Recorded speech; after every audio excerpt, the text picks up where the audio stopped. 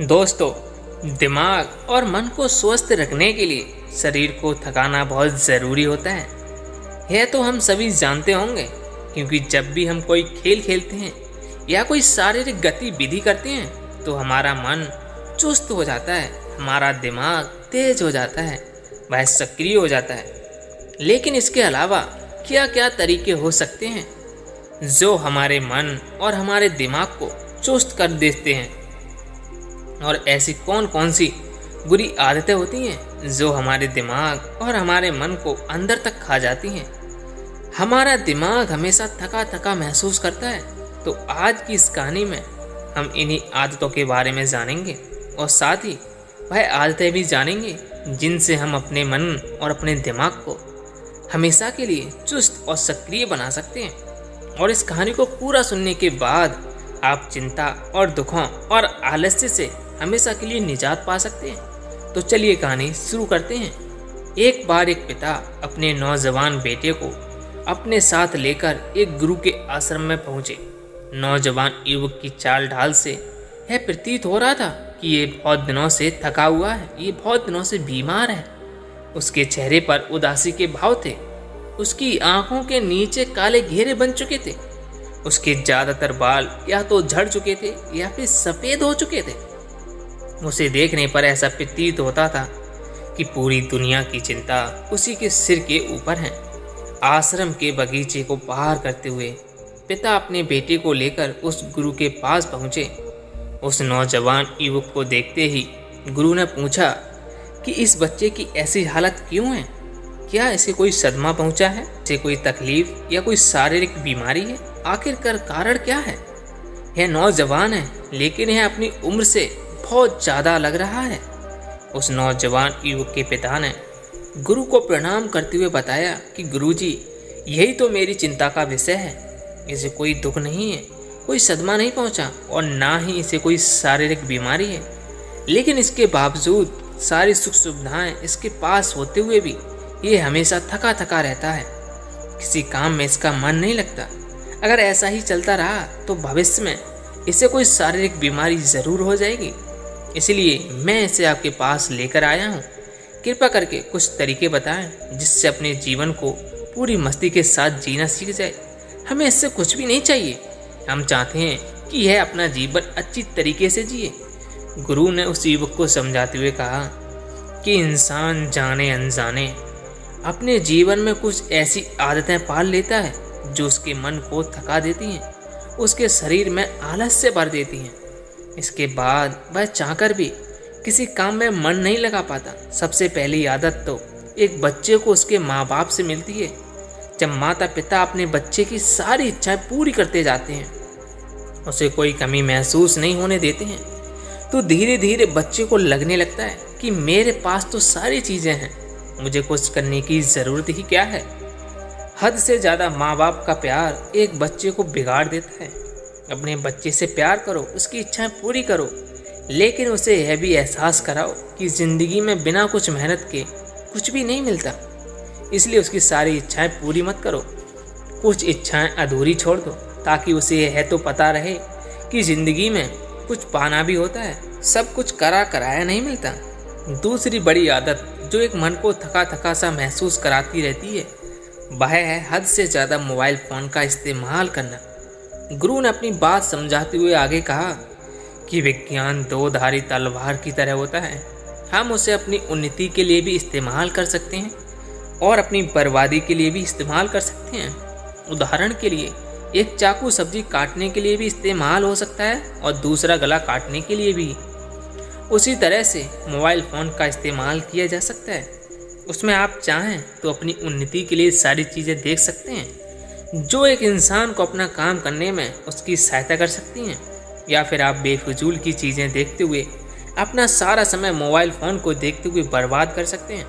आपने कभी ख्याल किया है कि आप जब भी अपना मोबाइल फ़ोन इस्तेमाल करते हैं तो आपको पता भी नहीं होता कि आप क्या देखने के लिए मोबाइल फ़ोन का इस्तेमाल कर रहे हैं। आपके सामने जो कुछ भी आता जाता है आप उसे ही देखते जाते हैं, और यही आपके समय को बर्बाद करता चला जाता है। और आखिर में आप पाते हैं कि आपका दिमाग और आपका मन पूरी तरह से थक चुका है इसलिए मोबाइल फ़ोन का इस्तेमाल सीमित समय के लिए ही करें। मनोरंजन के लिए कोई दूसरे विकल्प चुनें, कोई खेल खेलें जिससे आपकी शारीरिक गतिविधियाँ हों, जिससे आपका शरीर थके, जिससे आपका मन चुस्त रह सके। मोबाइल फ़ोन का इस्तेमाल कुछ सीखने के लिए ही करें, अपने मनोरंजन या अपने समय को बर्बाद करने के लिए हरगिज़ इसका इस्तेमाल ना करें। ना ही मोबाइल फ़ोन आपकी ज़िंदगी का बहुत सारा समय खा जाएगा। तीसरी बड़ी आदत जो एक मन को थका देती है वह है सही समय पर नींद न लेना और पूरी नींद न लेना। कुछ लोगों की तो काम की वजह से मजबूरियां होती हैं कि भाई रात में देर तक जागते रहते हैं, लेकिन कुछ लोग यूं ही या तो मोबाइल पर फ़ोन देखते हुए किसी से बात करते हुए अपनी रात्रि का बहुत सारा समय यूं ही बर्बाद कर देते हैं। जो समय सोने के लिए निर्धारित किया गया था वो समय वह जागने के लिए इस्तेमाल कर रहे हैं और फिर सुबह ब्रह्म मुहूर्त में वह जाग नहीं पाते हैं। इसी वजह से उनका पूरा दिन थकान से भरा हुआ रहता है।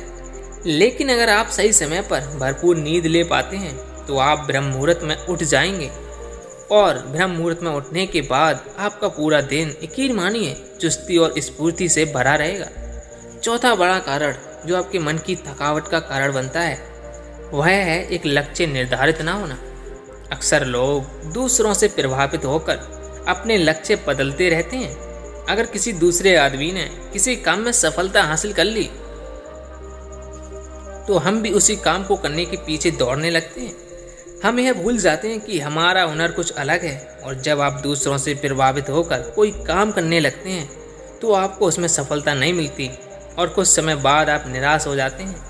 ऐसे ही 2-4 कार्यों में असफल होने के बाद आदमी को लगता है कि मेरे अंदर कुछ भी हुनर नहीं है, मैं किसी काम के लिए नहीं बना और उसके बाद उसका किसी काम को करने में दिल नहीं लगता। अगर कोई आदमी अपनी रुचि और अपने हुनर के हिसाब से अपना लक्ष्य निर्धारित करता है तो जीवन में कभी भी नहीं थकेगा। काम उसके लिए मज़ा बन जाएगा, उसके लिए ध्यान बन जाएगा और वह उस काम को बड़ी स्फूर्ति के साथ जीवन भर करता रह सकता है। गुरु ने 5वीं बड़ी आदत के बारे में चर्चा करते हुए बताया कि जब इंसान सस्ते मनोरंजन ढूंढ लेता है तो भी उसका मन थका थका महसूस करने लगता है। सस्ते मनोरंजन जैसे मोबाइल फ़ोन, काम वासना इत्यादि, जब भी आदमी इनकी गिरफ्त में आता है और शारीरिक गतिविधियां छोड़ देता है, शारीरिक मनोरंजन छोड़ देता है, शारीरिक मनोरंजन यानी कि कोई खेल जिससे हमारे शरीर में पसीना निकले, हमारी ग्रंथियां फिर से जाग उठें, चुस्त हो जाएं। इसीलिए सस्ते मनोरंजन की बजाय ऐसे मनोरंजन चुनें जिसमें आपको शारीरिक श्रम करना पड़े, हमारी ग्रंथियां फिर से जाग उठें, चुस्त हो जाएं। इसलिए सस्ते मनोरंजन की बजाय ऐसे मनोरंजन चुनें जिसमें आपको शारीरिक श्रम करना पड़े। छठी बड़ी आदत के बारे में जिक्र करते हुए गुरु ने बताया कि जो इंसान दूसरे की उन्नति से जलता है, ईर्ष्या करता है, वह इंसान अपने आप का अंदर से पतन कर लेता है। किसी भी करीबी इंसान को कामयाब होते देख या तो हम उससे प्रेरणा ले सकते हैं या फिर उससे जलन पैदा कर सकते हैं। ये हमारे ऊपर निर्भर करता है। इसलिए दूसरों से जलने की बजाय उनसे प्रेरणा लेना सीखें। किसी भी अच्छा काम करने के लिए खुद को प्रेरित करते रहें, जलें मत, ईर्ष्या ना करें। ईर्ष्या हमारे मन का घाव होता है जो हमारे मन को अंदर से खा जाता है। 7वीं बड़ी आदत के बारे में गुरु ने बताया कि जो हमारे दिमाग को, हमारे मन को निचोड़ कर रख देती है वो है हमारे खाने पीने की आदतें। आजकल लोग ऐसी ऐसी चीज़ें खाते हैं जो हमारे शरीर के लिए लाभदायक नहीं होती हैं। ज़्यादातर तला हुआ खाना, बाजारू खाना हमारे शरीर को फ़ायदा पहुंचाने की बजाय नुकसान पहुंचाती हैं। सिर्फ अपनी जीभ के स्वाद के लिए आप अपने शरीर को कुर्बान कर रहे हैं और अगर आपका शरीर एक बार अस्वस्थ हो गया तो आपका मन और आपका दिमाग हमेशा हमेशा के लिए थका थका महसूस करते रहेंगे। इसलिए अन्न खाएं, फल खाएं, हरी सब्जियां खाने के लिए इतनी सारी चीज़ें हैं, तो अपनी जीभ के सिर्फ 2 मिनट के स्वाद के लिए अपने शरीर को अस्वस्थ करने पर क्यों तुले हुए हैं? जरा सोचिए। अच्छा खाना खाएं, स्फूर्ति में भरे रहें, चुस्ती में भरे रहें। आखिरी बड़ी आदत के बारे में गुरु ने चर्चा करते हुए बताया कि जो लोग अपने अतीत या फिर अपने भविष्य में अटके होते हैं वह लोग आज में कभी भी नहीं जी पाते। और जीवन जीना तो आज में जीने का नाम है। कल को अगर कुछ बुरा हो जाता है, कुछ भी गलत हो सकता है, आपकी जान भी जा सकती है, तो आप यह नहीं सोचेंगे कि मेरे साथ ऐसा क्यों हुआ। आपको वो पल याद आएंगे जो आपको जीने के लिए मिले थे, जो आपने गंवा दिए, ऐसे ही बर्बाद कर दिए चिंता में, फिक्र में। और वो फिक्र किसी काम की नहीं थी। किसी पल कुछ भी हो सकता है, चाहे हम कितनी भी योजनाएं कर लें, चाहे अतीत के बारे में कितना भी सोच लें, हम उसे बदल नहीं सकते। और जिस चीज़ को हम बदल नहीं सकते, जो हमारे हाथ में है ही नहीं, उसके बारे में सोच सोच कर हम अपने आप को क्यों बर्बाद कर रहे हैं।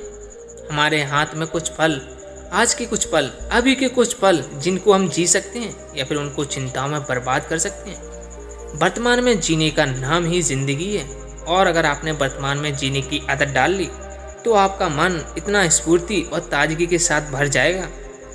आप देखेंगे कि जिसकी आपने कभी कल्पना भी नहीं की होगी, वर्तमान में जीने की आदत आपका पूरा जीवन बदल सकती है। आखिर में उस नौजवान युवक के सर पर हाथ फेरते हुए गुरु ने कहा कि अब भी कुछ नहीं बिगड़ा बेटे, पूरा जीवन तुम्हारे सामने है। जो बीत गया उसका अफसोस मत करो, बदल नहीं सकते उसको, लेकिन आज तुम अभी अपने जीवन को बदल सकते हो, उसके बारे में नई सोच पैदा कर सकते हो, अपने भविष्य के लिए एक नई दुनिया बना सकते हो।